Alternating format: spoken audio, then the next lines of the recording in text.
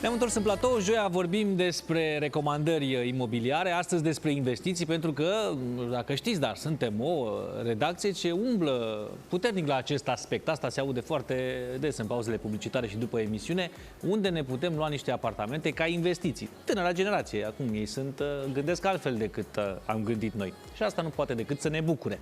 Cei de la Homes.ro vin în ajutorul celor care, odată cu ziua de 1 mai, își îndreaptă privirea spre mare. Nu neapărat să petreacă, ci să facă investiții acolo, căci ați văzut, sunt foarte multe apartamente pe această platformă scoase la vânzare, în cazul în care vă gândiți că vă scoateți bănuții în vreo 10 ani, dacă am calculat noi bine, rămâneți și cu apartamentul și aveți un locșor unde să vă faceți și vacanțele extra sezon, pentru că știți deja, cei care au apartamente de închiriat la mare lasă vârful de sezon pentru clienți ca bănuții să intre în cont. Atunci facem așa. Mergem pe homes.ro, se scrie cu 2 Z, știți deja. Vă faceți și un cont ca să meargă lucrurile mai bine, vă descărcați aplicația și acolo aveți mai multe informații și vă îndreptați către malul mării.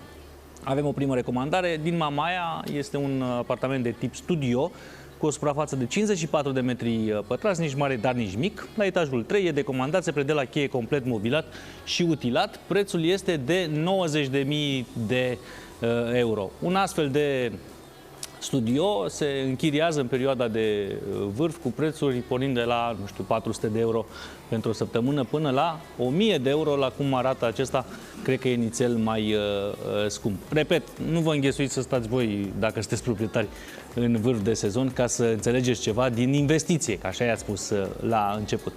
E varianta din Mamaia, la 90.000 de euro, vă spuneam, complet utilat. Avem mai departe o recomandare tot pe malul mării, 89.900, prețul psihologic, sunt două camere, o suprafață utilă de 45 de metri pătrați, este decomandat într-o stare bună, aveți imagini și detalii pe homes.ro. Asta este pe partea cu marea, deci cu răsăritul. La Mamaia răsăritul este din mare, exact cum zice poetul și cantautorul. Avem însă și variante de vedere spre lacul Sudgöl, în partea cealaltă de Mamaia. Asta înseamnă că aveți o priveliște nemaipomenită la apus. Acolo colegii mei au găsit o propunere interesantă la etajul 7, metri mai puțin tei, dar după cum vedeți, priveliștea superbă.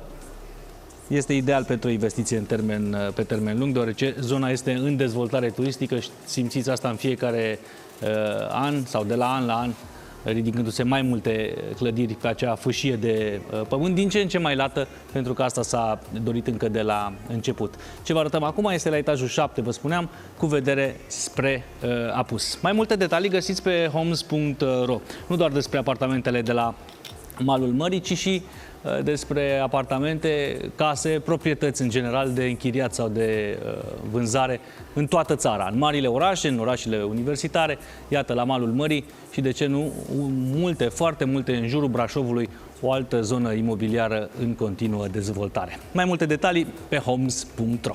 Dani.